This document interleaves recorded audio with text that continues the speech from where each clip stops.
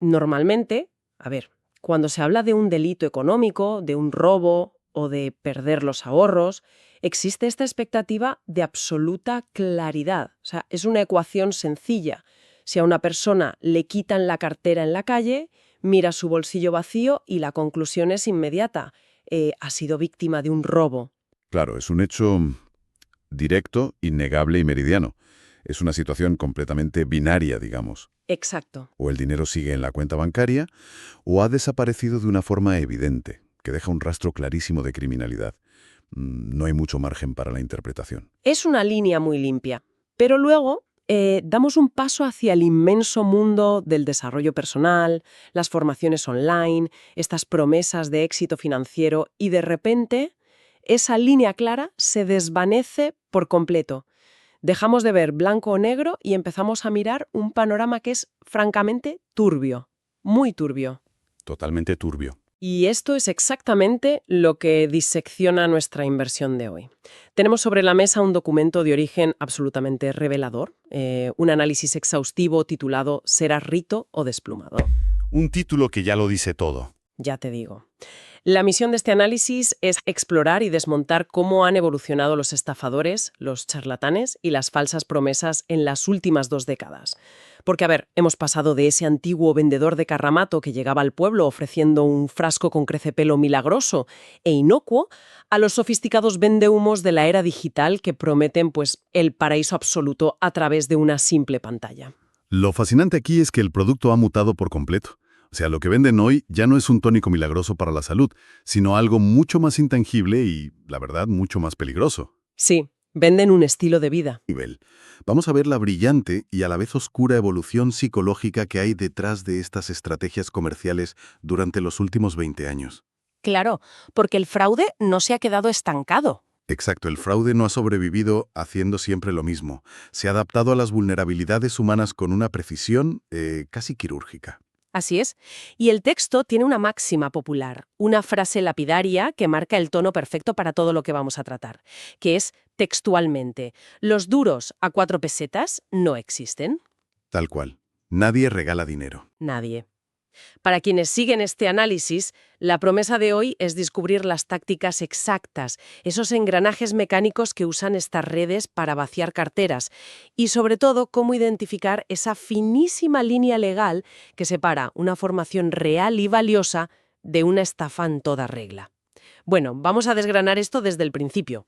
Me parece perfecto. Para entender dónde estamos hoy, la fuente nos pide mirar la cronología de este fenómeno. El documento marca un punto de inflexión histórico indiscutible, que es la masificación absoluta de las redes sociales. Estamos hablando de un periodo muy concreto, desde 2004 con la creación de Facebook, pasando por 2005 con la aparición de YouTube y 2006 con el nacimiento de Twitter.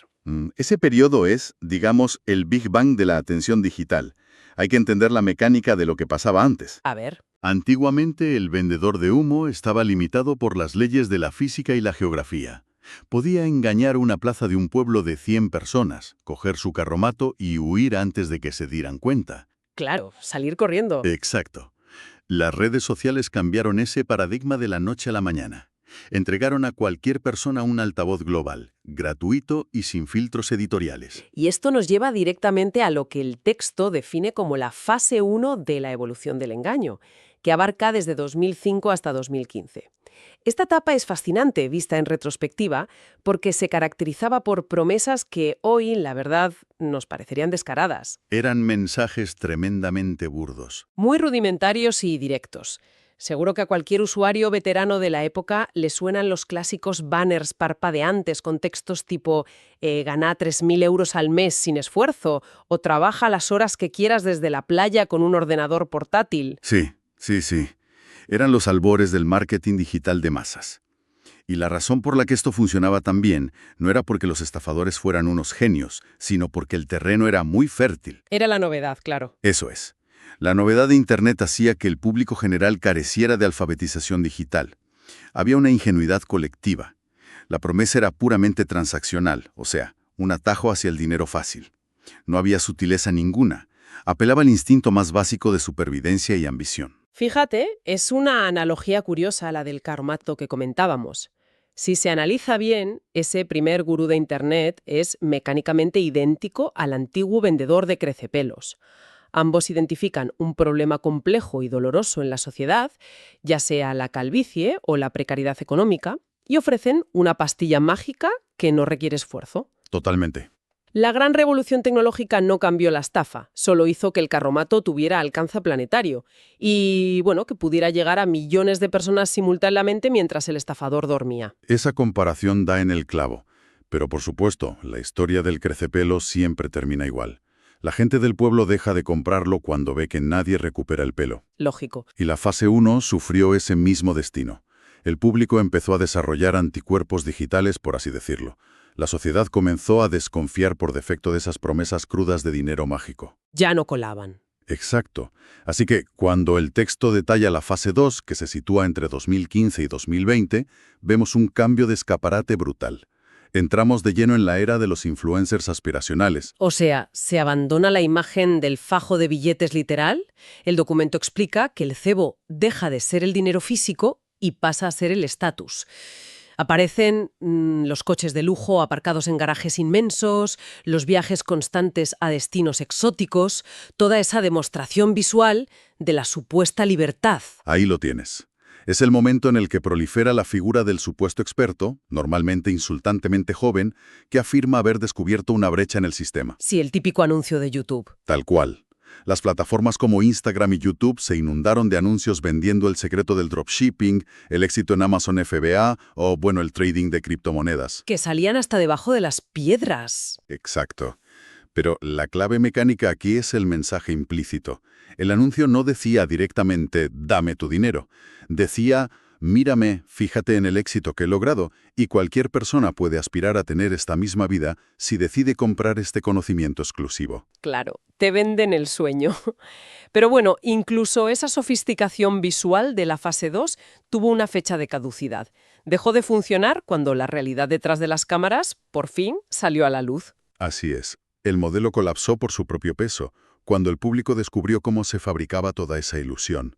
Empezaron a salir investigaciones demostrando que los coches deportivos se alquilaban por horas, solo para la grabación del anuncio. Madre mía, es que es de traca. Y que esas mansiones increíbles eran simples escenarios reservados en plataformas como Airbnb para pasar el fin de semana. ¡Qué locura! La desconfianza visual creció a niveles máximos. Y esto nos lleva a entender cómo el engaño, al no poder sostenerse en lo visual, tuvo que dar un salto cualitativo. O sea, tuvo que volverse profundamente psicológico. Y aquí entramos de lleno en la metamorfosis real del mensaje, lo que el documento denomina la fase 3, que abarca de 2020 a 2023. Esto es ya el inicio de la sofisticación pura y dura. Sí, aquí se ponen serios. La estafa se pone un traje de chaqueta a medida. Ya no parece un engaño bajo ningún concepto. Se disfraza meticulosamente de educación legítima y desarrollo personal. Los mensajes dan un giro radical. Ya nadie dice hazte rico mañana. Exacto. En su lugar, el mensaje pasa a ser algo como el dinero rápido no existe, todo es cuestión de mentalidad, o la mejor inversión es el conocimiento. Pasan a hacer un uso intensivo e hipercalculado del storytelling.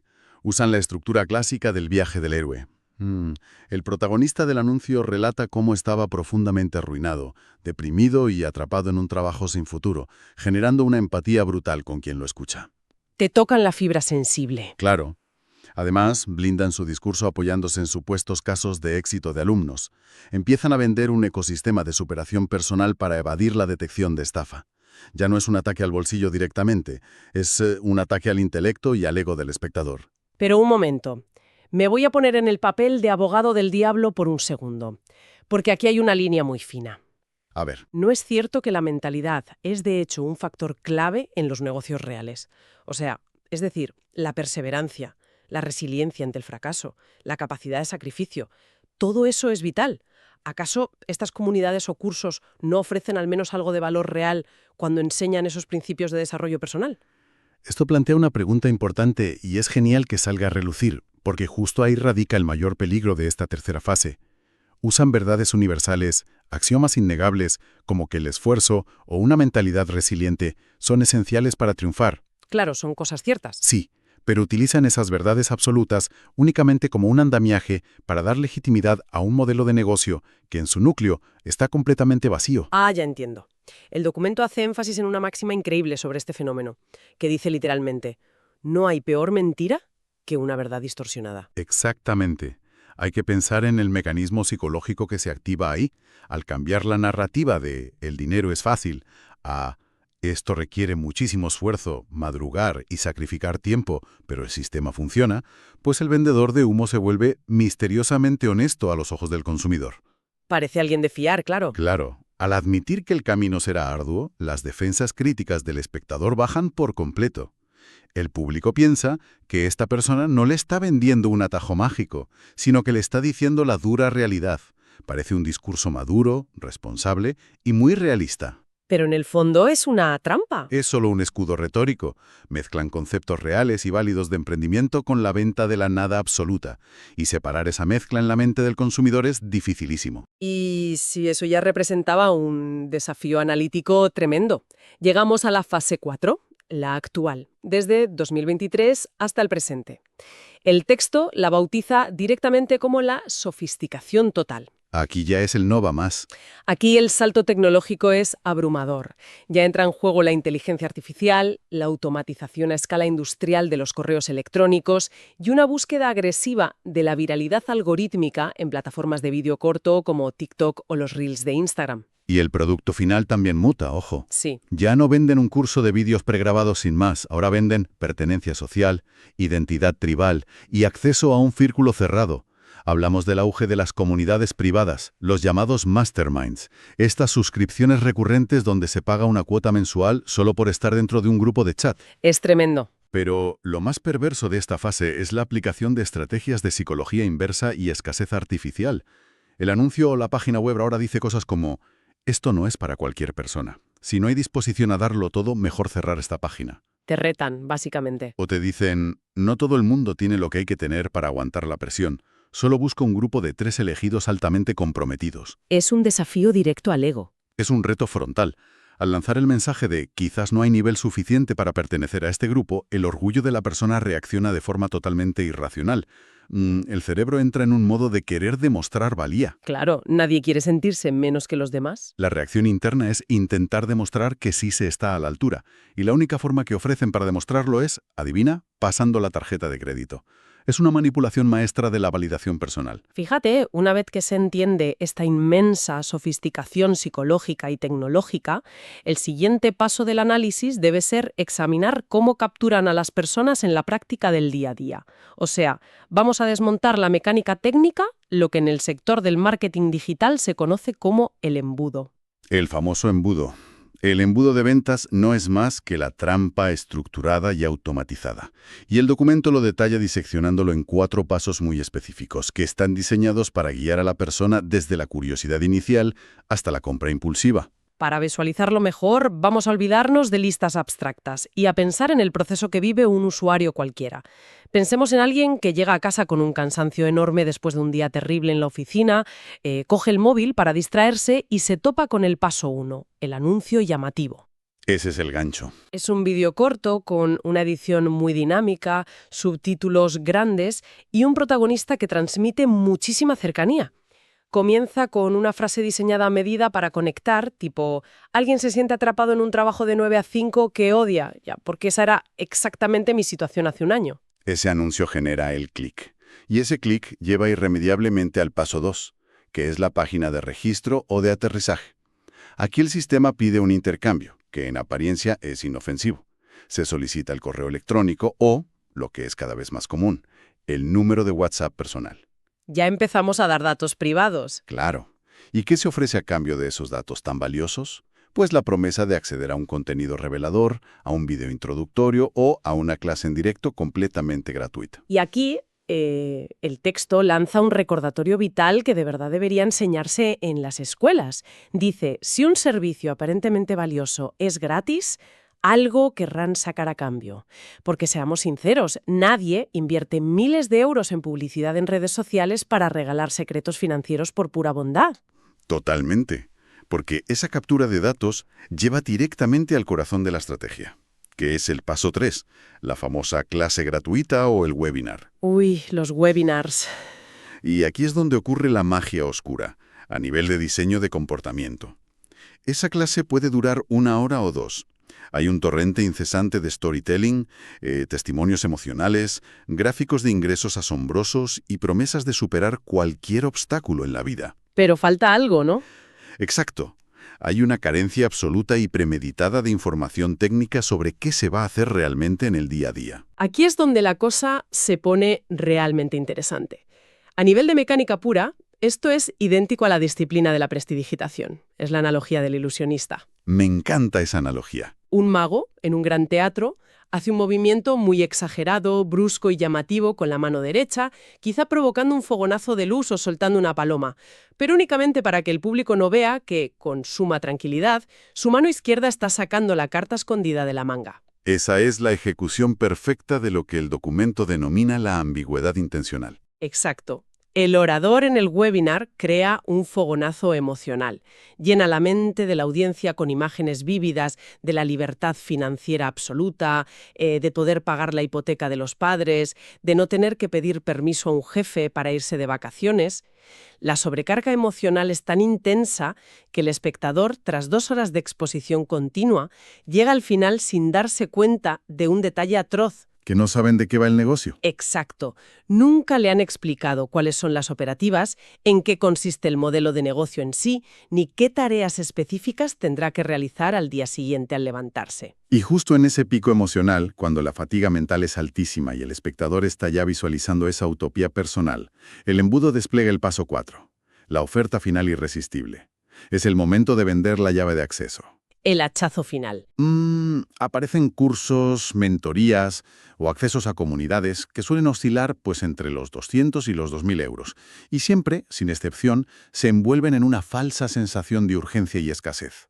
Lo de siempre, el relojito marcando la cuenta atrás. Tal cual. Aparecen contadores de tiempo hacia atrás, frases como «oferta válida solo durante los próximos 15 minutos» o «hemos limitado el acceso a las primeras 10 plazas para mantener la calidad». Que es mentira, claro. Todo es mentira. Además, se apuntalan por una autoridad totalmente ficticia, reclamando haber facturado millones sin mostrar jamás auditorías financieras independientes y utilizando pruebas sociales basadas en testimonios completamente genéricos e imposibles de verificar. Llegados a este punto, y ya que estamos exponiendo cómo funcionan estas trampas en la práctica, el texto proporciona una serie de señales de alerta, unas red flags clarísimas que sirven de escudo protector. Son vitales para no caer. Por ejemplo, una línea roja absoluta es cuando todo el modelo de negocio gira de forma endogámica en torno a vender el propio curso. Y el nivel más tóxico se alcanza cuando los ingresos prometidos al alumno dependen directamente de que éste aprenda a vender ese mismo curso a otras personas de su entorno. Esa es la mecánica de una estructura piramidal clásica, simplemente revestida con jerga digital. Ni más ni menos. Otra señal de alerta fundamental que señala la fuente es el abuso crónico de etiquetas semánticas que suenan grandilocuentes, pero que, en realidad, están vacías de contenido técnico. Frases como lograr la libertad financiera, hackear el sistema tradicional, generar ingresos pasivos mientras duermes o desarrollar una mentalidad de abundancia. Madre mía, es que son de manual. Y sobre esto último, el documento subraya algo crucial y muy revelador, que es el concepto del método rico. Explica que no se trata de una disciplina ni de una fórmula financiera real. Es simplemente una etiqueta de marketing que se recicla constantemente. Un envase vacío. Especulativo de criptomonedas, pasado mañana al análisis técnico de trading de divisas y al mes siguiente a la venta de infoproductos mediante inteligencia artificial. O sea, el envoltorio y la tecnología de moda cambian para mantener la novedad, pero el motor del engaño en la sombra permanece inalterable. Por eso es tan importante ejercer la memoria histórica en estos temas. El documento hace mención expresa al sonado caso de Únete.net. Es un ejemplo paradigmático porque representó uno de los fraudes piramidales más monumentales en este ámbito en España. Sí, fue un escándalo tremendo. Y resultó en una de las primeras condenas penales serias para quienes hoy llamaríamos vendehumos. Ese caso es vital porque demostró empíricamente que estas prácticas nocivas no operan en una especie de salvaje oeste sin ley. Aunque la estética de Internet y el marketing agresivo a veces lo hagan parecer así, hay marcos legales que se terminan rompiendo.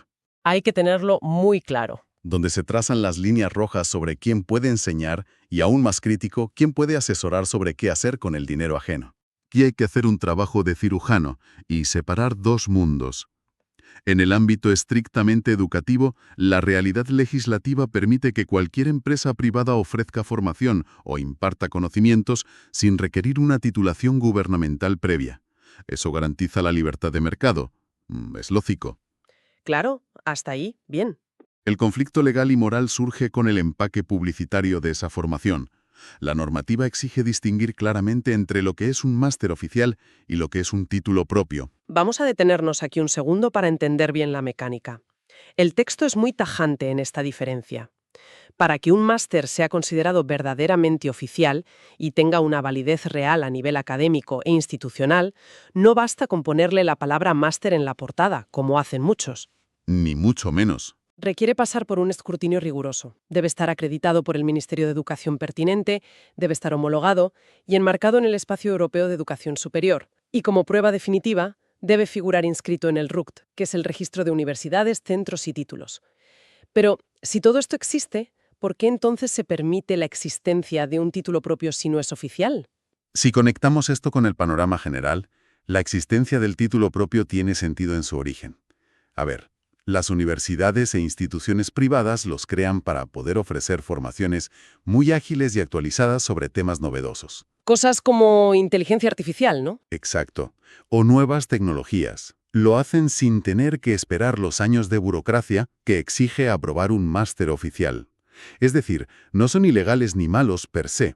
El problema subyace en que los creadores de cursos fraudulentos utilizan esa nomenclatura de máster o programa superior como un simple gancho de marketing para inflar artificialmente el precio y el prestigio de su producto. Y engañan a la gente. Claro, engañan a consumidores que no conocen la existencia del RUCT y creen estar comprando un título validado por el Estado. Entonces, ¿qué significa todo esto en la práctica cuando cruzamos del mundo de la educación al mundo del dinero? Pongamos un escenario muy habitual para clarificar esa zona gris que a tantos confunde. Imaginemos a un gurú de Internet que vende un curso intensivo sobre libertad financiera. Vale. Dentro de los vídeos de ese curso, el creador afirma rotundamente es el momento de vender acciones tradicionales e invertir ahora mismo en esta criptomoneda concreta o en esta acción específica de la bolsa.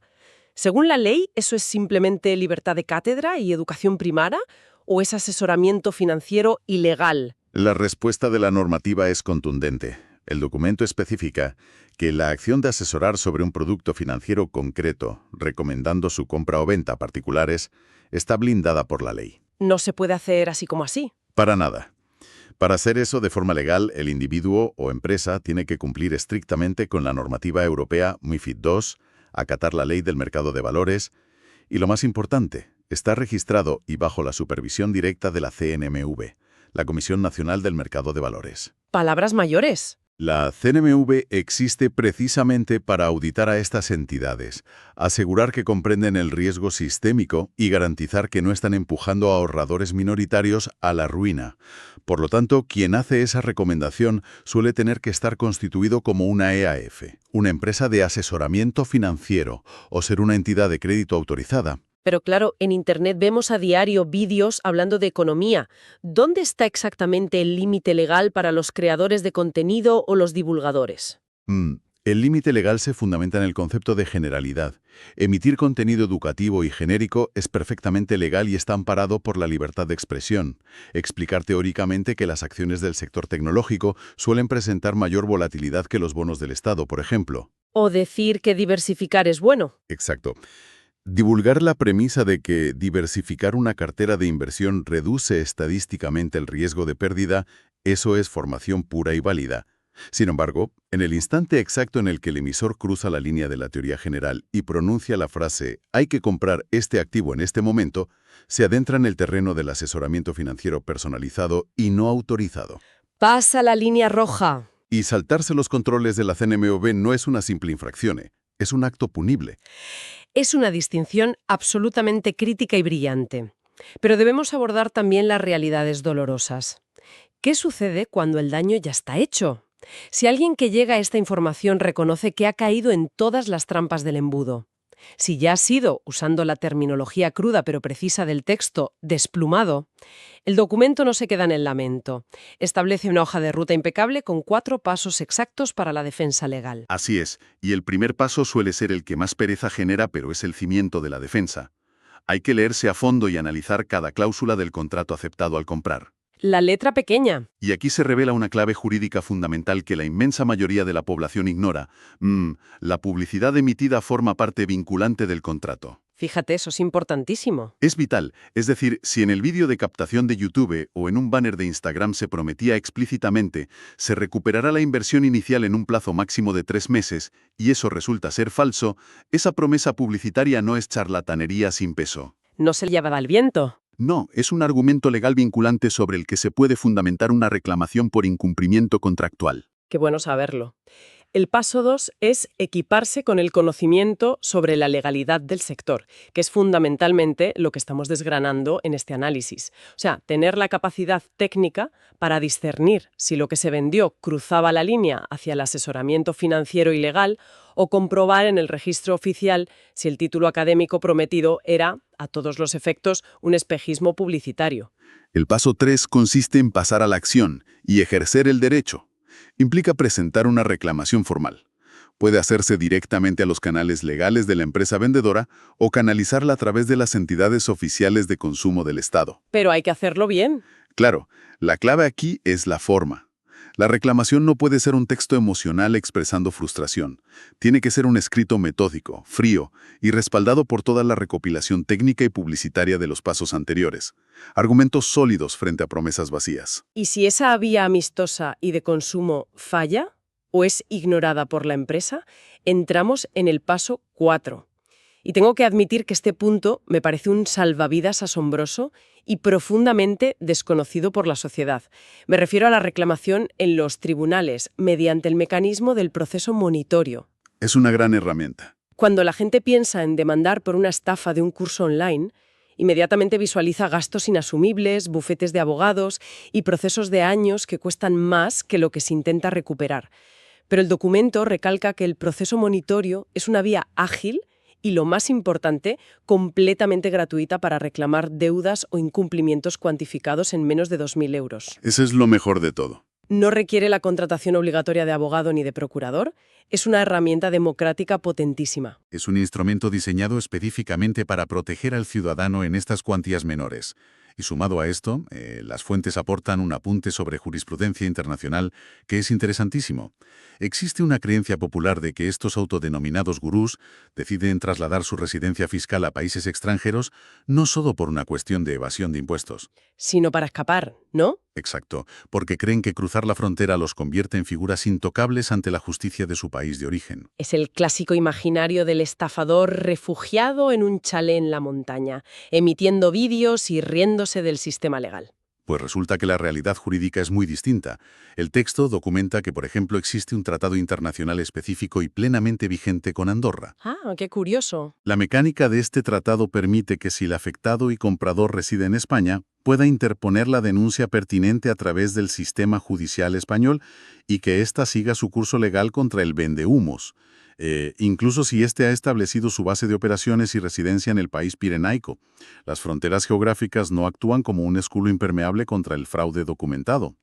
Qué importante y empoderador es disponer de toda esta información estructurada. Bueno, para ir resumiendo esta inmersión, creo que se ha trazado un mapa exhaustivo hoy. Se ha viajado desde analizar aquellos mensajes rudimentarios, burdos y transaccionales de 2005 sobre ganar billetes desde la playa. ¿Ha llovido mucho desde entonces? Ya te digo, hasta llegar a diseccionar y comprender la sofisticada psicología inversa, los secuestros emocionales y los embudos de ventas altamente automatizados que operan en la actualidad. Se ha logrado exponer cómo la industria del humo utiliza las aspiraciones más legítimas y genuinas del ser humano como un arma en su contra, y cómo el marketing deshonesto convierte la ambigüedad deliberada en una trampa perfecta. Y por encima de todo, se ha establecido una línea clara de defensa legal e intelectual. El mensaje central que se destila de todas estas fuentes es muy poderoso. La educación real, técnica y fundamentada es una herramienta que empodera e independiza al individuo. Por el contrario, el humo, envuelto siempre en falsas promesas de grandeza y éxito fácil, tiene como único objetivo generar una profunda dependencia emocional. Para vaciar los bolsillos. Exacto, para finalmente poder vaciar los bolsillos ajenos con el consentimiento, que es lo más triste, de la propia víctima. Esta comprensión es vital porque cualquiera, absolutamente cualquier profesional brillante, en un momento puntual de vulnerabilidad vital, de estrés extremo en el trabajo o simplemente llevado por una aspiración loable de mejorar el futuro de su familia, puede convertirse en la presa perfecta. Nadie está a salvo, al 100%. Nadie. Son algoritmos diseñados para cazar inseguridades, estar informados, comprender los mecanismos legales y saber reconocer las banderas rojas es, literalmente, la única vacuna existente contra esta industria.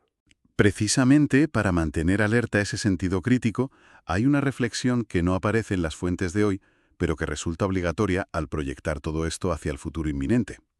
Analizando que en la actual fase 4 ya se está implementando de forma intensiva la inteligencia artificial para redactar textos persuasivos y afinar el público objetivo. Da miedo pensarlo. Surge una pregunta inquietante. ¿Qué escenario se planteará cuando la figura del vendehumos deje de ser una persona real, presumiblemente joven, grabándose con un teléfono móvil? ¿Qué ocurrirá cuando la estafa esté liderada por un avatar hiperrealista, generado en tiempo real por IA, alimentado por el procesamiento masivo de datos de comportamiento en la red? Sería la manipulación perfecta. Hablamos de un ente diseñado no para lanzar un mensaje genérico, sino capaz de adaptar su tono de voz, su vocabulario y su supuesta historia de superación para simular ser la figura de máxima confianza específica que necesita quien está al otro lado de la pantalla en ese preciso segundo. Madre mía, es que es tela. Si en la actualidad una simple táctica de psicología de la escasez, basada en un texto que dice solo quedan 3 plazas, sigue funcionando a la perfección, la pregunta es, ¿está la sociedad mínimamente preparada para resistir una manipulación empática y persuasiva generada a medida por un algoritmo perfecto? Es un planteamiento que pone frente al espejo la vulnerabilidad humana, desde luego, y obliga ineludiblemente a mantener el radar del pensamiento crítico, la duda razonable y el escepticismo encendidos siempre al nivel máximo. Porque, retomando la idea con la que arrancó este análisis, este fraude no es el robo claro y definido donde una mano anónima arranca una cartera en una calle oscura. No, es mucho más sutil. Esto consiste en adentrarse en unas aguas tan turbiamente diseñadas que es el propio afectado quien, convencido por una falsa ilusión de éxito, entrega voluntariamente la tarjeta de crédito con una sonrisa. Y lo hace bajo la firme creencia de que está adquiriendo el mapa de un tesoro que sencillamente no existe. Ha sido verdaderamente enriquecedor desgranar todo este entramado y arrojar luz sobre las mecánicas del engaño. El enriquecimiento es mutuo. Comprender estos mecanismos es la mejor inversión posible para proteger tanto el intelecto como el patrimonio. Hasta la próxima inmersión en el conocimiento. Mantengan siempre los ojos bien abiertos y, pase el tiempo que pase, no olviden que los duros a 4 pesetas siguen sin existir.